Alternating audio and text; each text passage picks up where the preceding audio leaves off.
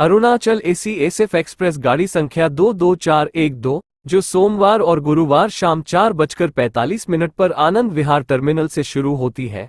यह अपने यात्रा के दौरान महत्वपूर्ण station Kanpur central, Lucknow Charbagh, Gorakhpur, Siwan, Chhapra, Hajipur, Barauni, Katihar, new Jalpaiguri, new Cooch Behar, new Bongaigaon, Rangiya, Udalguri, Rangapara north और हरमुती जंक्शन से होते हुए तीसरे दिन सुबह 5:30 पर नाहरलगुन पहुंचती है।